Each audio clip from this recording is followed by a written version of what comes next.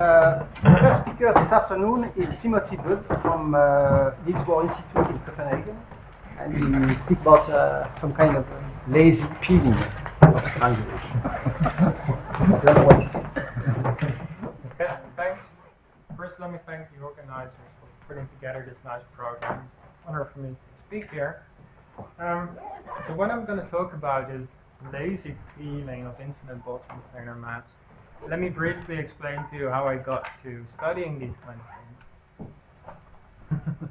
Shall I start over? So let me briefly explain how I got to studying these things. So back in last summer, I was looking at some limits of multipoint functions of general planar maps, and I noticed that in some limits, these exactly described first passage percolation on cubic maps. And I noticed some interesting properties of these, in particular some relation between certain distances, and I wondered whether these were true in a more general setting of, say, Boltzmann planar maps. And I was struggling a bit with this, and then in December, Nicolas and Jean-François put out a paper where they did the first passage percolation on random triangulations, and they found kind of a nice simple structure that applies to peeling procedure on random triangulations. And soon afterwards I noted that something very similar actually applies to the lazy peeling. And I just want to make sure that all the praise goes to these fellas, and if I make any mistakes in my quotations of them, then that's completely me to blame. Also, one more disclaimer. The first part of the talk will be reasonably rigorous, as far as you can trust a physicist like me. And the second part will be, well, not rigorous. just wait. Okay, so the kind of objects I'm interested in are various distances on planar maps. So, of course, if I have two vertices, then a kind of standard distance that one would consider is just the graph distance between these two. But there are different notions.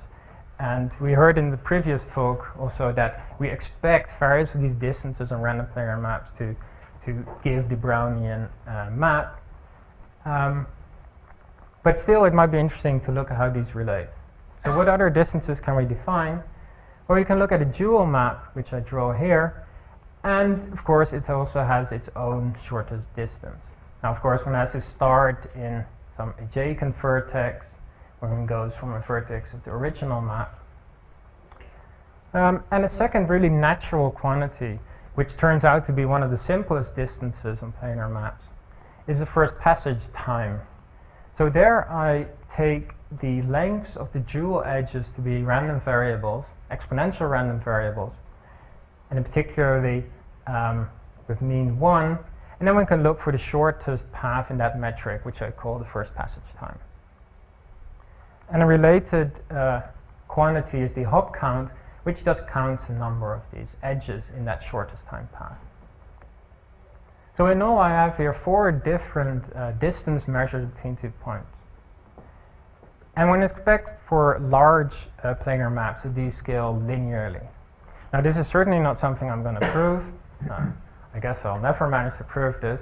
But at least what I can do is, assuming that they scale linearly in probability when they are separated by a large distance, what will the ratios of these distances be? And using a peeling procedure, we can exactly probe this, at least in a heuristic manner, as I'm going to show. So here's an outline of the talk. I'll introduce the lazy peeling of planar maps, and I'll show how one can derive the perimeter and volume process related to these.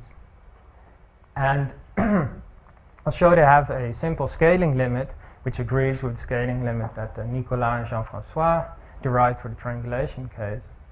And using this scaling limit, I'll derive what the scaling constants can be for the first passage time, the hop count, and the dual graph distance, or at least how one might be able to derive these quantities.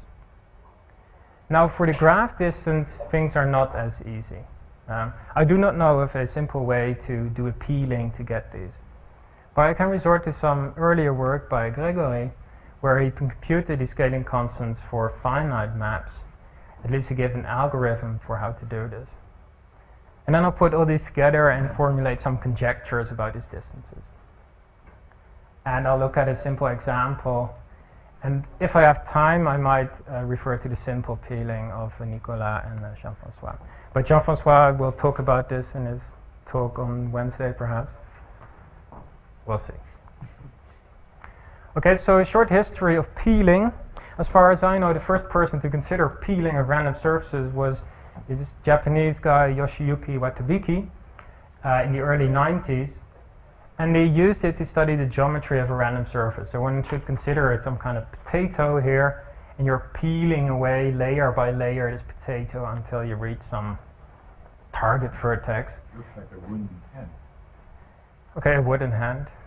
A random wooden hand. And shortly after, this led Jan Ambjorn and Watabiki to derive approximately a two-point function of random surfaces. And this was really the first time that an explicit expression was found. But it was always regarded as being approximate quantity. And only quite recently, last year, when I was doing these things of cubic planar maps, I noticed that their two-point function was actually an exact two-point function, but not for the graph distance, but for the first passage time. Now, the first time that it was the peeling was used in a rigorous mathematical setting, I think, was by Omar Engel in 2003 for the triangulations, and subsequently it was being studied a lot to research various properties of infinite planar maps, and I'm only naming a few here. And lastly, let me mention the paper by Curien and Legal, where they studied the perimeter and volume process of the UIPT and UIPQ, which we'll hear more about later this week. So the lazy peeling of planar maps. Let me start in a setting where I have a planar map with a marked vertex and some root face, which I take here to be the outer face. Now, I'll call the outer region the explored region, and the inner region the unexplored region, then there is a frontier separating these two. And I'm going to move this frontier gradually inward. So I select some edge to peel, and I'm not going to specify how one selects this edge for now. And one reveals the face that sits in the unexplored region. So now the frontier has become larger, and the explored region has become larger. And one can also reveal an edge which is adjacent on both sides to the explored region. And then something different happens because one has to choose which side of the frontier contains a marked vertex, and we only keep that one. And we call that, in the physics language, pruning a baby universe. Yeah, we like nice pictures. Okay, so here's a better example of pruning a baby universe. I fast forwarded a bit. I'm going to peel this edge, and now the vertex is on this side, so I throw away everything which is there. So, and I can continue this all the way until I'm left with just a single vertex. And this takes only a finite number of steps for a finite planar map. And the first thing I'm interested in, what is the law of this length of the frontier as function of the steps I? So it will end at 0 necessarily. And by convention, I say it stays 0 after that. So what am I going to take for the planar maps? I'll take them to be random in a particular way, namely as Boltzmann planar maps. And I'll use the notation of Gregory. So I take a weight sequence Q of non-negative reals, and I assume that at least one of them is positive for k greater or equal to 3 to be non-degenerate. Furthermore, there are two types of these which are of importance. I call them bipartite if all the odd qk's are 0, and otherwise I call them non-bipartite. And as we'll see, the bipartite ones will lead to bipartite planar maps, and the other ones will not. And in principle, everything I'm going to say is about the non-bipartite case, but the limit in which it becomes bipartite is things are true there as well. But often one has to consider this as a special case. So let me define a disk function. So it's a sum over all rooted planar maps with a fixed root phase degree L. And then for each such planar map, I take the product over all non-root faces of Q evaluated at the degree of the face. And I do the same for pointed disk function, where I sum over maps with a marked vertex. Now if this thing is finite, then this sum determines a probability measure on the set of planar maps, where the probabilities are exactly the summons divided by the total. So when is it finite? Well, Miamont derived or defined Q to be admissible if the 2 version of this is finite, so why 2? Because if you have 2 root face of degree 2, you can actually glue the 2 edges of this root face and you get a rooted planar map. So that's a natural starting point. And there is this theorem which says that given these 2 functions in terms of Q, then this set of equations, if it has a solution for which a particular matrix has spectral radius smaller than or equal to 1, then this Q is admissible. Now the details here are not important because I'm going to show you some equivalent conditions which in the setting of this peeling are much simpler. So first of all, this theorem was derived using the Boucher-Di Francesco-Guiterre bijection, which we've heard before. And I'm not going to tell the details here because I might run out of time if I do that. But the point is that these quantities Z plus and Z diamond you get from the theorem are exactly generating functions of particular subtrees. And if you want to get the generating function for the pointed disk function, it's a simple expression in terms of these, and one can write that as a generating function here. So the disk function with boundary length L is a particular coefficient in the Laurent series of this object. Now it's this very simple expression that allows us to actually study the peeling procedure quite easily. So this is one of our starting points. Now I've slightly taken a different notation which is more in line with matrix model literature and the work by Jan Ambjorn in the 90s. So I write C plus minus as the roots of the square root. And in the following I'll take the ratio of these roots to be R. Now to study the peeling, we need several ingredients.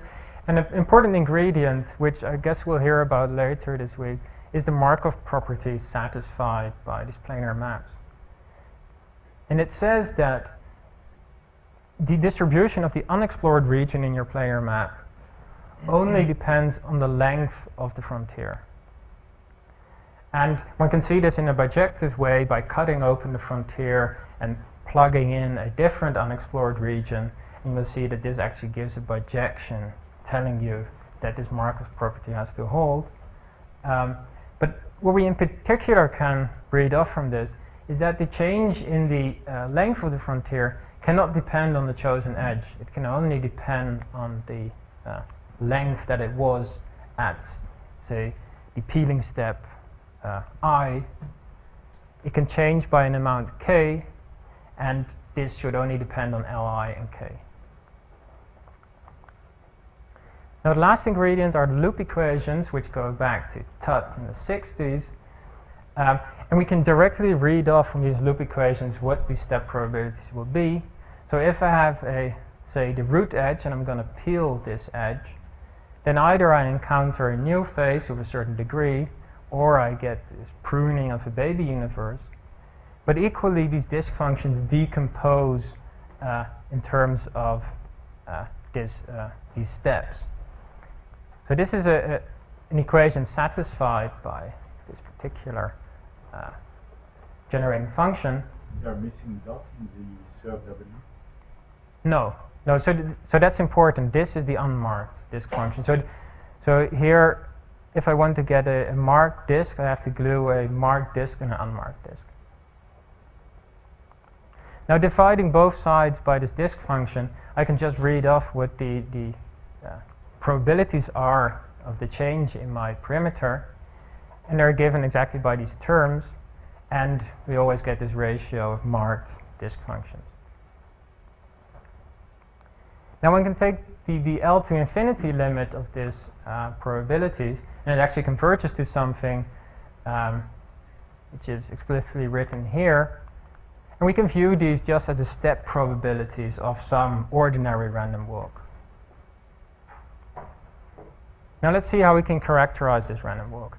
So I'm introducing these functions HR0, which assign a real number to each integer, and they're given by the simple generating function. I've also written down here, but I guess you can't read them. I'll reiterate once we need them. And they only depend on R, so that's the important point. And we can rewrite the pointed disk function exactly as a rescaling by this constant C plus to the power L in terms of this new function. And if we then look at the original transition amplitudes of the perimeter, then, and seeing that these have to add up to 1 when I sum over L, they're equivalent to the fact that this function H0 is new harmonic. So this is the definition of this. So H is new harmonic if these equations are satisfied for all L larger than 0. Now this is something that also appears in Nicolas and Jean-François' paper, so I'm really stealing this from them. Now these functions will be important, and I'll also consider some other values of k here. So there is a whole range of these functions. So I'm just going to show you what the definitions are. So you might want to keep this in mind. So up to now we've obtained an admissible map, or a map from admissible weight sequences to ordinary random walks with a particular step probability and some real number R, such that this H0 is new harmonic. Now we can wonder, well, what is the image of this map? Well, certainly it's injective, because I can retrieve the weights by observing that for k equal to -2, the disk function is by definition equal to 1. I think I forgot to mention that. And then I can express C plus in terms of step probability for -2, and I can retrieve the weights from up there. So I have an explicit formula for them. But what other conditions are there on these random walks? So we have to remember from Niemann's theorem that this H0 has to be new harmonic. So let's just write down what these equations are. Now, the new harmonicity on z greater or equal than 3 exactly allows us to express the negative jump probabilities in terms of these positive ones, well, including -1 and -2.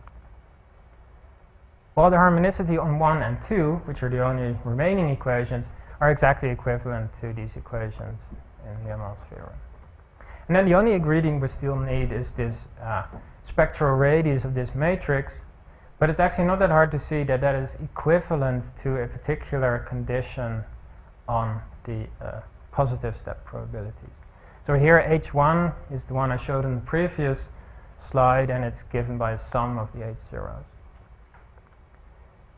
Now in a particular setting that this nu falls off exponentially with large k, or at least exponentially, then this equation actually says that its expectation value has to be non-positive. So that's the interpretation of this condition. And following Niemmann, we say that Q is critical if equality holds in these various places. So we end up at a result which says that there is a bijection between admissible weight sequences and ordinary random walks for which H0 is new harmonic and this inequality is satisfied. How about the perimeter process? Well, one can see that it's of this form, and some people would recognize this as an H transform. At least I did not, but now I do. And it says that the perimeter process is just the H transform with respect to this function H0. So what does that mean in H transform? Well, this H0 is equal to 1 at 0, and it's 0 for something negative, which actually means that doing this H transform, one is conditioning the random walk to hit 0 before it hits the negative integers, which is exactly what we want, because we're peeling a disk and it has to end at 0. Now this is inspired by Legal and Curien, but it's in a slightly different setting here. Now the remarkable property of this lasing peeling is, and why it's so simple, is that this H function hardly depends on the weight sequence. In particular, for bipartite weight sequences, R is just equal to 1, and it's completely independent of the weight sequences. So that's what makes this so easy.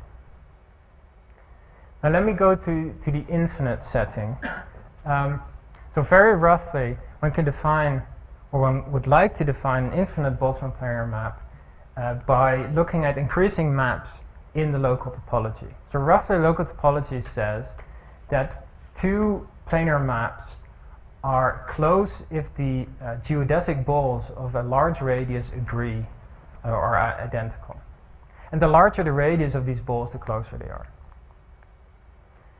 And quite recently, Robin Stevenson showed that for any critical weight sequence, there exists an infinite planar map, infinite Boltzmann planar map, such that the finite maps, which are conditioned to have n vertices, they converge in distribution to this infinite map,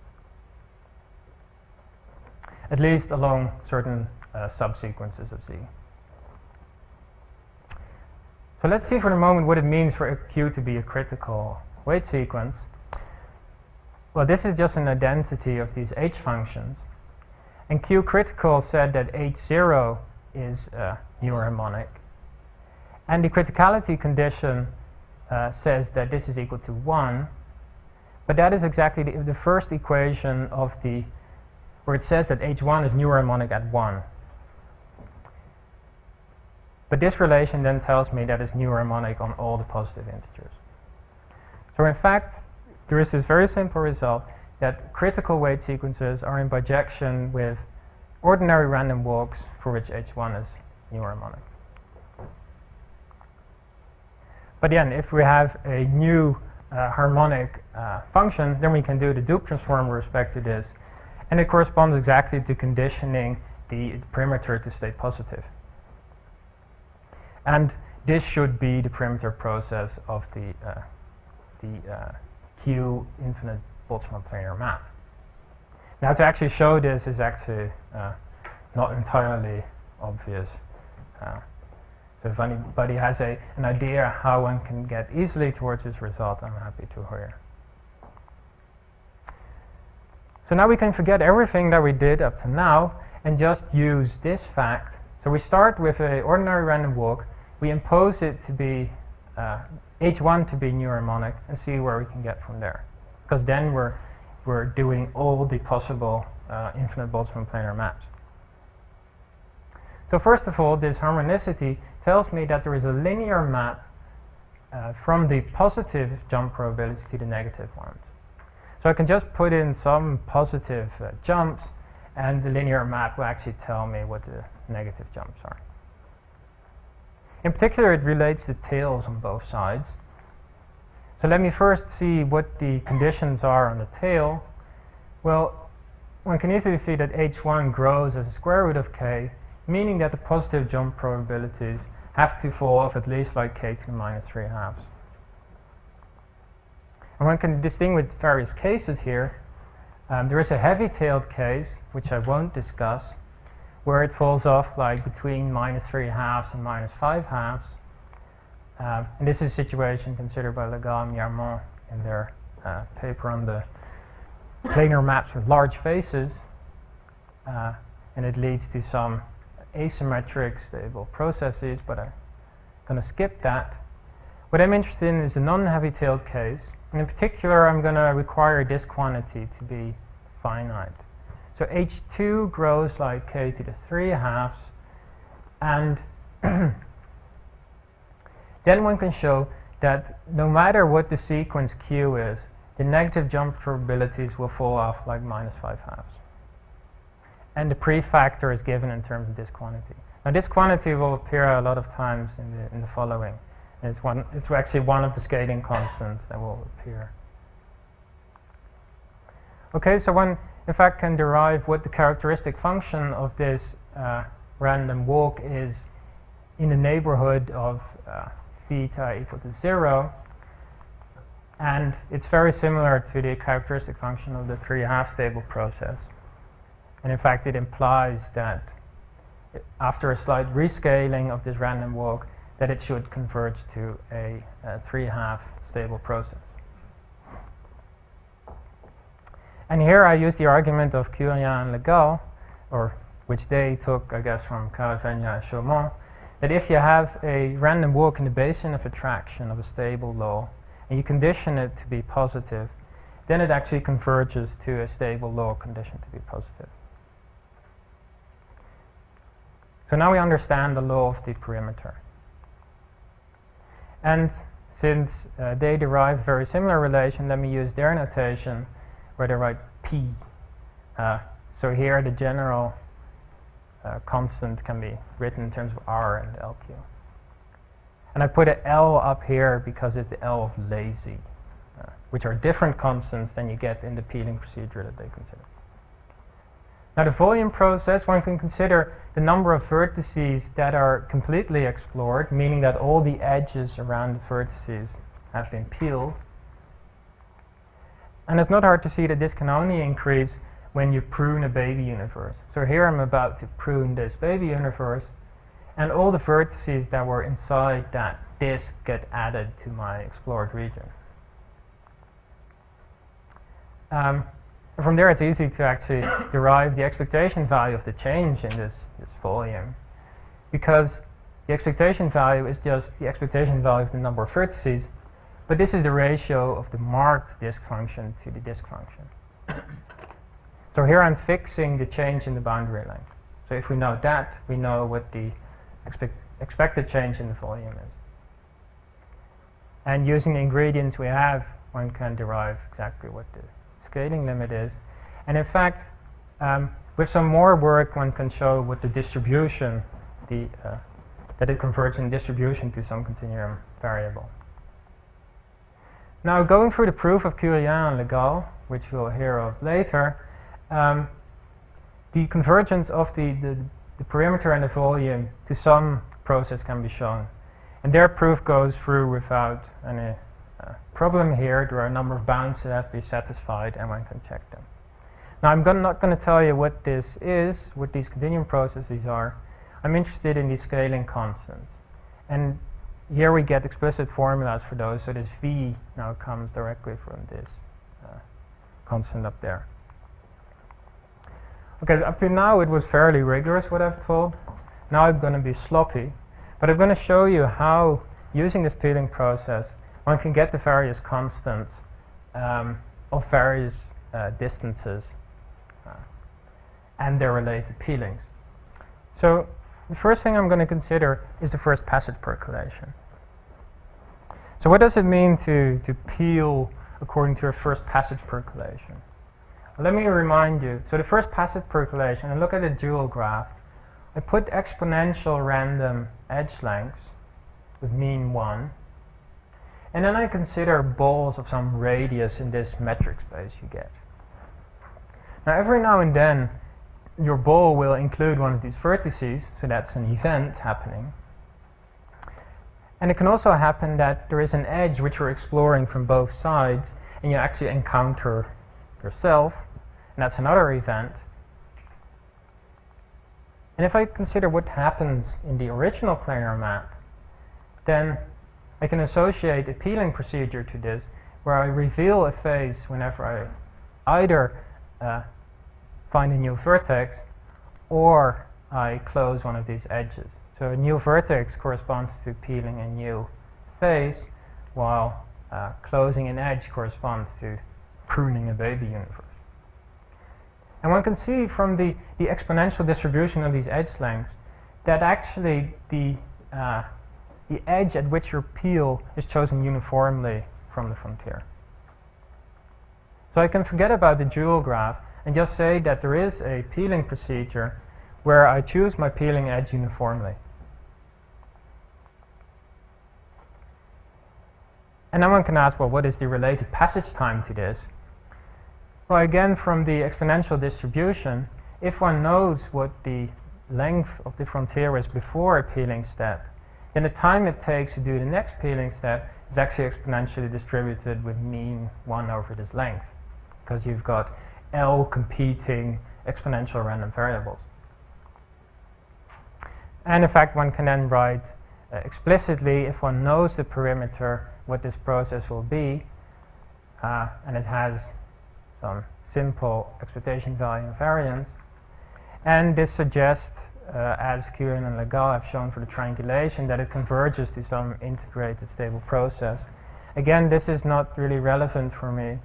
The relevant point is here that the scaling constant that sits in front of the passage time is the same one as the one for the perimeter, except it has an inverse. And that comes from the fact that the expectation value of passage time is related to the sum of the inverses of the perimeters. Now the next point is the hop count, which is closely related to this first passage time. So let me again do a uniform peeling up to some point, and let me stop at the nth step of this peeling. And suppose this is the peeling edge that I would peel at the nth step.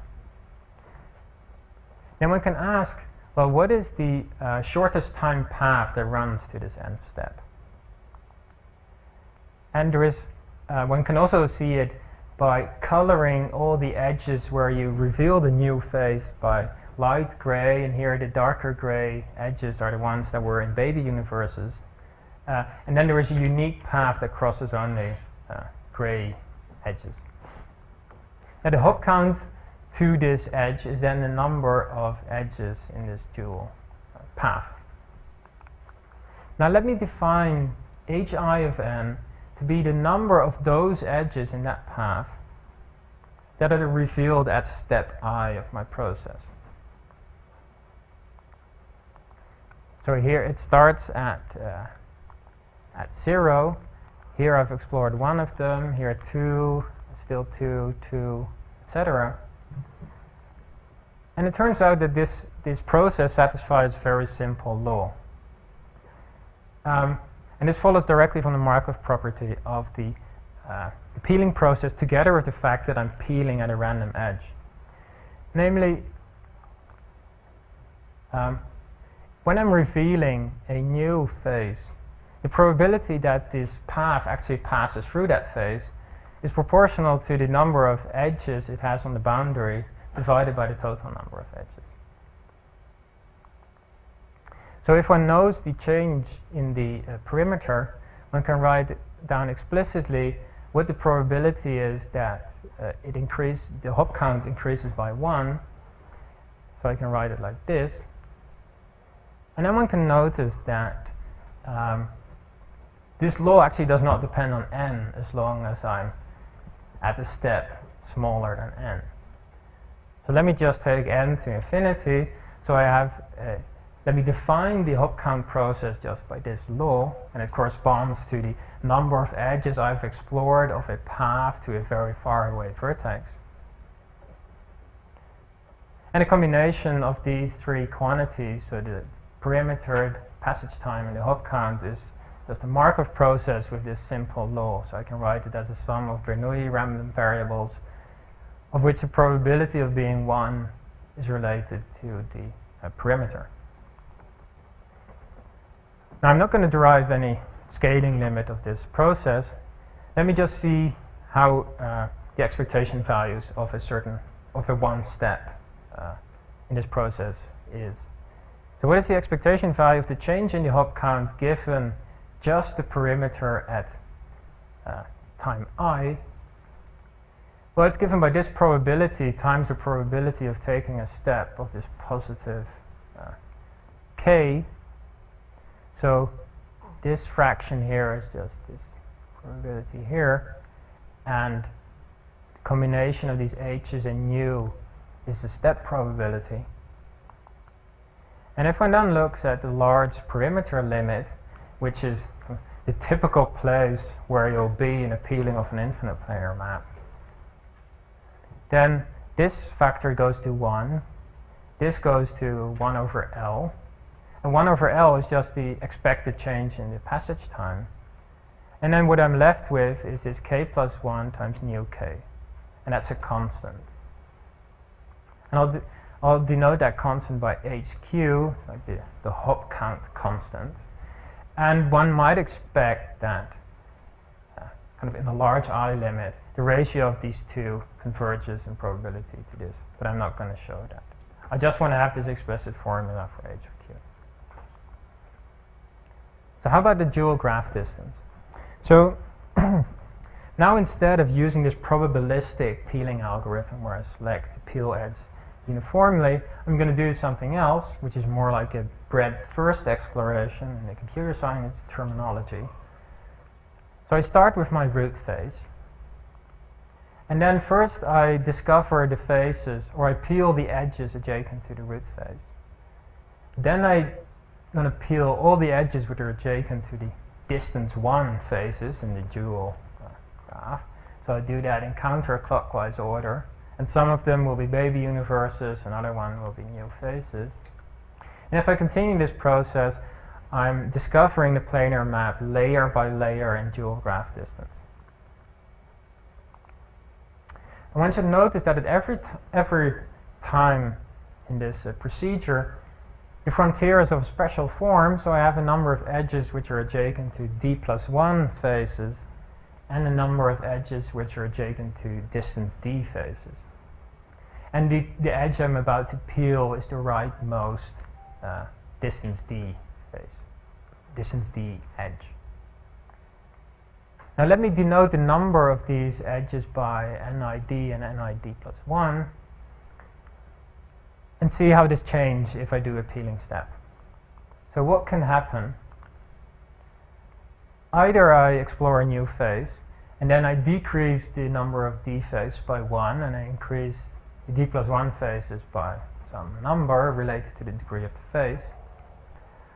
Or my edge was actually adjacent to one of the other edges, and it can be to the right or it can be to the left. Now these are not all possible situations, because it can happen that there is a baby universe to the right, but it actually wraps around and is adjacent to one of these other distance d edges. But in the limit that, these are very large, which is a typical situation again, then the number of d plus 1 faces, edges that get swallowed here is equal in probability to the number of d edges that are swallowed here. So whether the baby universe goes to the right or the left, there is an equal probability there. So the expectation value of the change in this difference, it cancels in these both situations. The only contribution is that I'm removing a distance d edge here, there, and also there. So that gives me a 1. And then there is a contribution of, in the case that you get a new phase. And this contribution is exactly the same constant that I had for the hop count. Plus, well, some correction, 1 over L, which is not actually that easy to bound, and I won't try to do this. Now, how can I get the scaling of the dual graph distance from this? Well, this difference ni has to go from minus the frontier length to plus the frontier length. Now, if the frontier length is quite large, it won't change significantly in this time. And therefore, on average, or typically, I have to take 2L over 1 plus h steps to go around.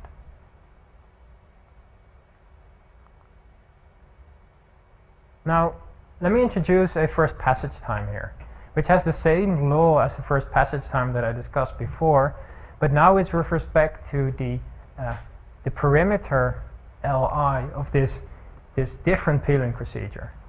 But I can just introduce such a thing, and then I can wonder how much it increases when I go around one of these layers. And it's just the number of steps roughly divided by the length of the perimeter. So it increases typically by this amount. So this says that approximately the dual graph distance scales like this factor times this this pseudo first passage time. And then again, with some more hand waving, one can say that perhaps these peeling procedures in the large n limit do not differ too much from each other. So we expect actually that this pseudo first passage time scales like first passage time, and that would give a relation between dual graph distance and passage time and the hop count, which is a surprisingly simple formula. It just says that the dual graph distance is the mean of these two. Now this is nowhere near a proof of this fact, but it's just, I find this quite interesting actually.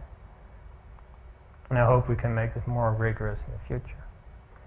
Now, I won't say much about the graph distance. I guess Jean-François will talk about this. So in the case of triangulation and quadrangulations, one can actually adapt the peeling procedure to the graph distance, and one can do it in such a way that the distances on the frontier are actually of a simple form, similarly to what we had for the dual graph distance. And this works also in a slightly modified way for the quadrangulations.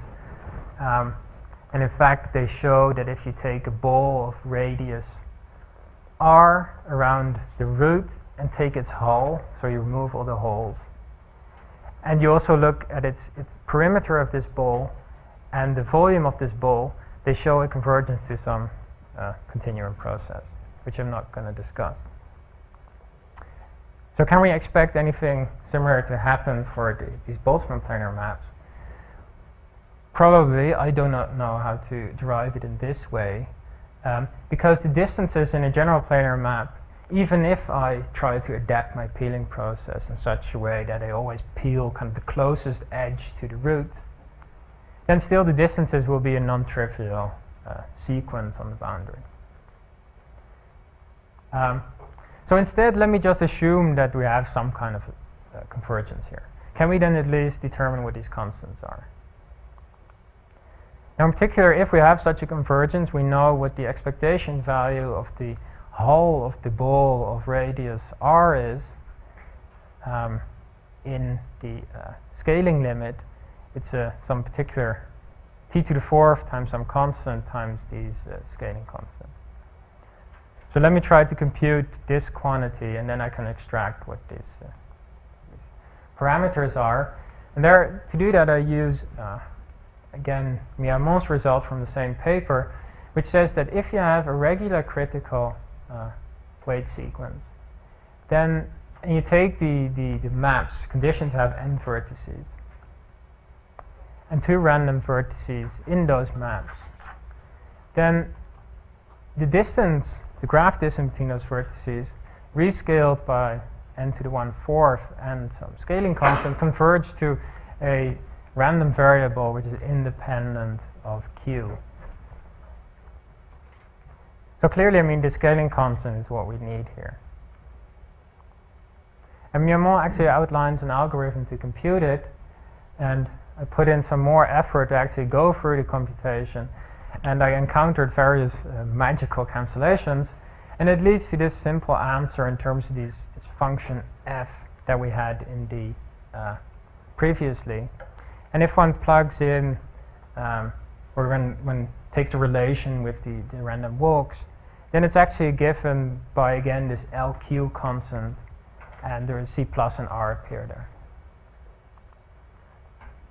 But this is not quite what we need, because, well, I'm going to be a bit fast here.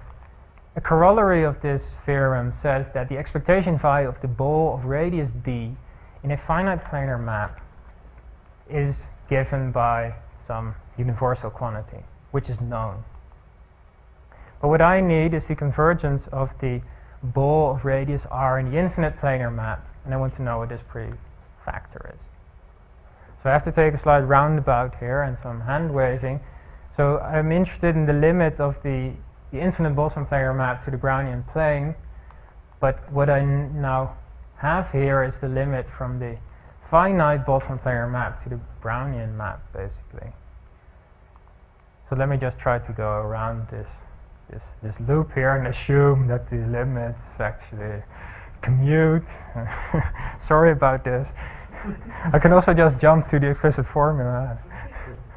Okay, let's just plug this in. So the expectation value of this ball in the infinite planar map is a large n limit of this quantity, and then I take a different limit, and here I know what these constants are just by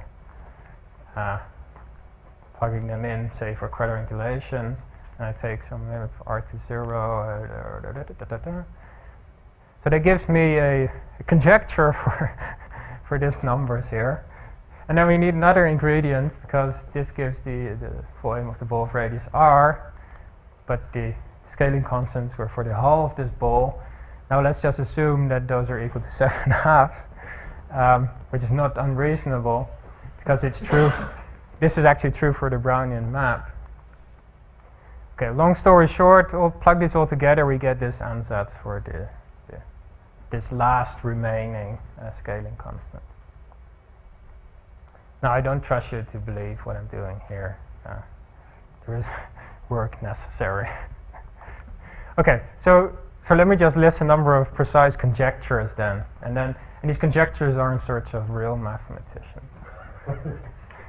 So I have these scaling constants, and one thing one should notice is that there is a particular combination which is really simple. So the ratio of p divided by h squared is just given by 4 over 1 plus r squared. In particular, in the bipartite case, this is equal to 4, independent of the sequence. So this leads to the following conjecture. Suppose I look at the length of the frontier in the lazy peeling process at the point that it discovered all the vertices at distance d. Then this quantity should have a scaling limit rescaled by n squared, which is completely independent of the weight sequence, and it should be given by this process that I guess Legal will mention. And another conjecture, suppose I have an infinite Boltzmann planar map with two vertices separated by a large distance. One expects the ratio of these various distances to converge in distribution, and if that is indeed the case, then the ratios are given by these explicit formulas. Now, okay, there's not much content here, but what I just want to show is that these are actually really simple. It's really simple to get these constants for any weight sequence you have. And to illustrate this, let me do a back-of-the-envelope calculation of the uniform infinite planar map. And this is a particularly special setting, because it's the only Boltzmann planar map where if you take the dual of the planar map, it's again a Boltzmann planar map. So in the uniform planar maps, one puts independent weights on a number of vertices and a number of faces. And to achieve this, what we can do is we have to take the weight sequence to be a geometric sequence. But equivalently, this means that the positive jump probabilities are a geometric sequence. Now let's just see if we take this ansatz where we're get to. So let me just impose that H1 is new harmonic, and I write down the first three equations here. The rest of them will just determine the negative jump probabilities in terms of the positive ones. And let me just plug in all the formulas I have. So this is 1, and this, by the definition of H1, is this formula in terms of alpha and sigma. So this determines alpha in terms of sigma. Then I get that R on this side, and here the same combination, but this was just 1. So this gives me R in terms of sigma, and in particular it says that sigma has to be larger than 1/2. And finally, the last equation gives me the -2 jump probability, which gives me C+. So these three equations give me C+, alpha, and R in terms of sigma, this one parameter.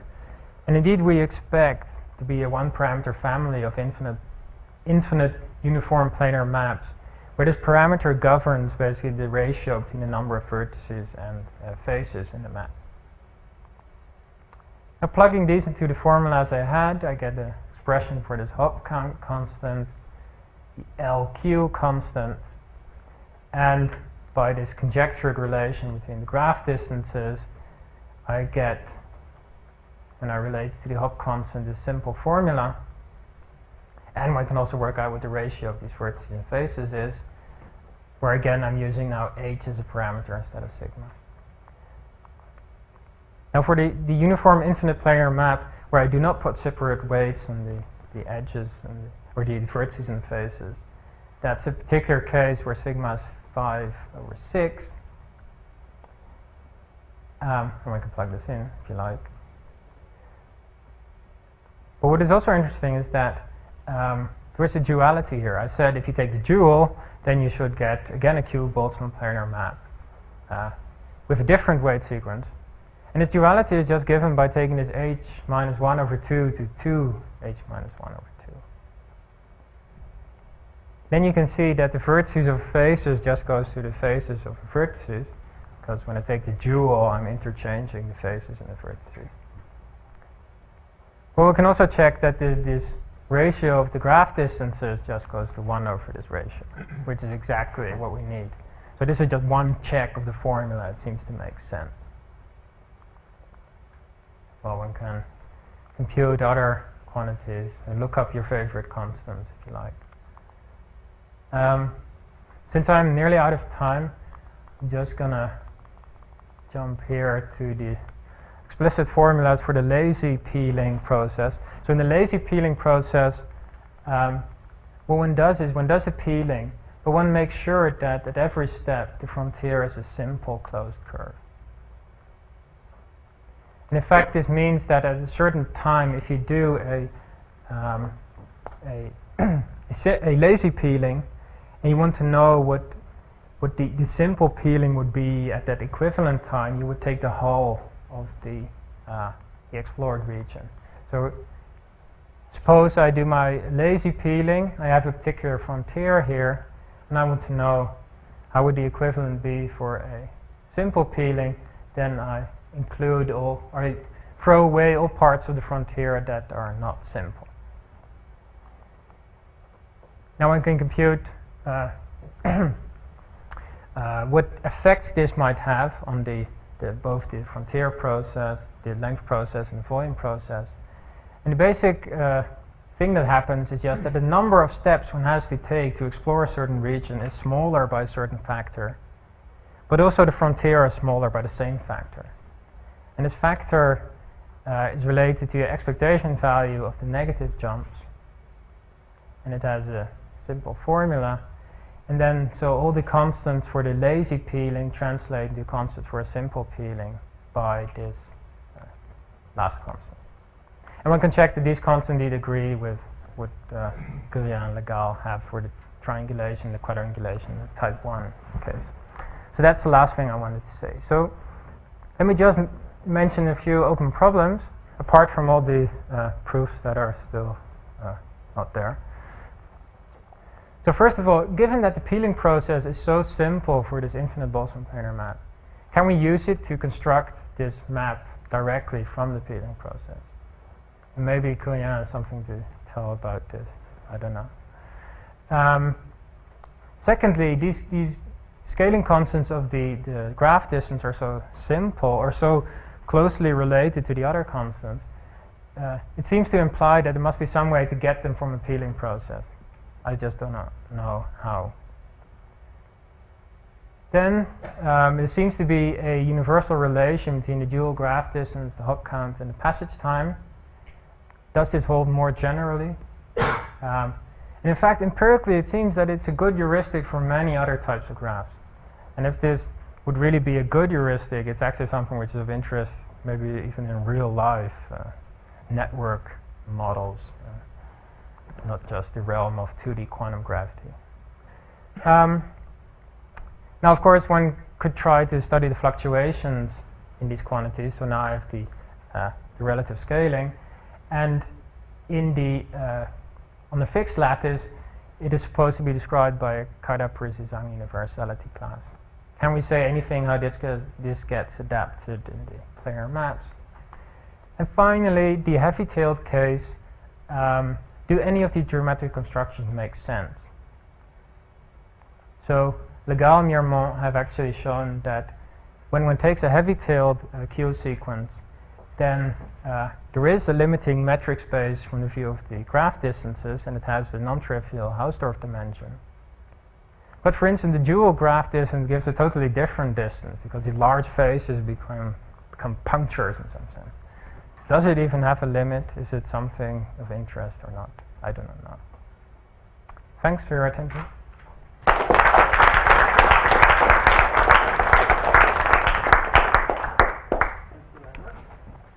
So we have time for questions.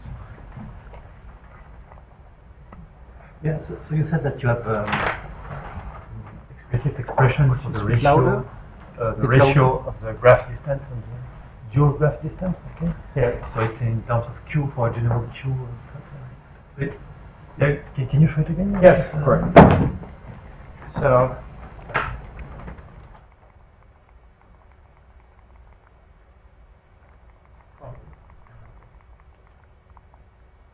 yes, here, the ratio of these two.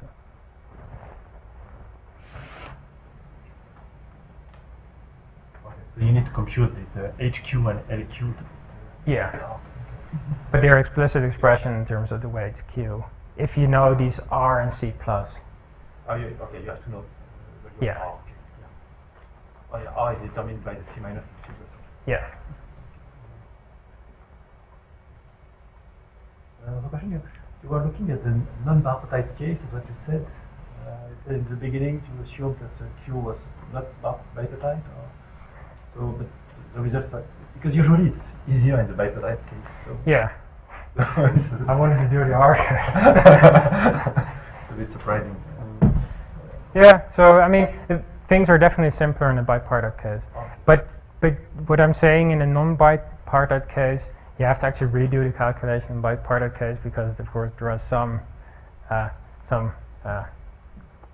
periodicities that appear in the formulas. But nearly all of what I say makes sense if you take, say, just one non-zero odd weight and take it to zero.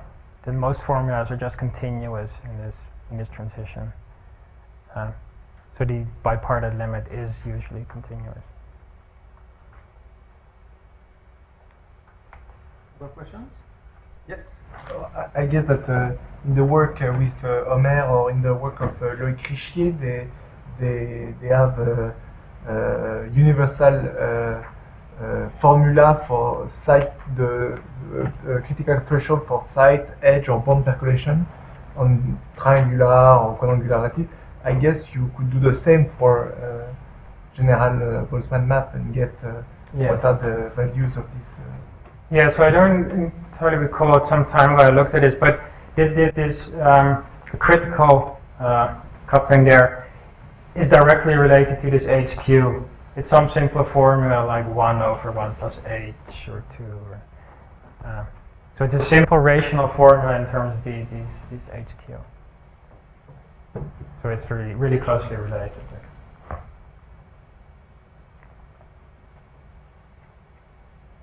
Another question?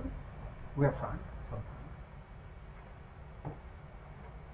So something Yes. very extremely naive, but so you have a simpler formula for the scaling constant. Can you actually give an explicit formula, for instance, for the case of maps with only pentagons, uniform maps, or Yes, but they will be roots of 4-order polynomials with integer coefficients.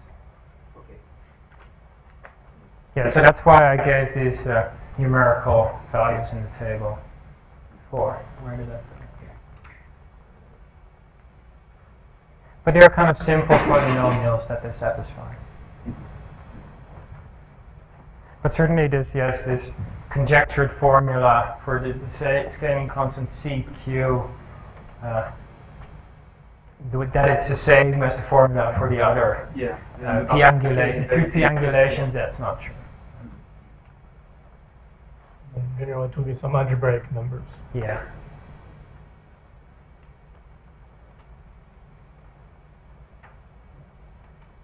I have a question, but I think non-French participants should be given a chance. Okay, no. So, okay, so one last question. You mentioned in the discussion of open point that there seems to be some heuristical relation between the different times and the distance. You said it was heuristic for broad general class of graphs. What kind of graph is it? So I looked at various kinds of graphs when I first noticed this formula. One of them, for instance, if you look at a random geometric graph in the plane, I just sprinkle points in the plane and you connect. They're still planar. They have some planar-ish. Yes, they're not exactly planar, but yes. My first guess would be that it's a good heuristic for planar graphs. Because certainly one can look, say, at some one-dimensional graphs, which look one-dimensional, and there it seems to be quite off. But I have nothing of substance to say. It's just that there are hardly any graphs known for which this constant can be computed exactly. I think the only non-trivial graph for which it's been computed exactly is the ladder graph. And there the formula is not satisfied exactly. It's slightly off. And actually the random graphs that are studied by Remco van Hofstad and the other people, there they also have a formula for these ratios which is not this formula. Okay. So let us thank Timothy again.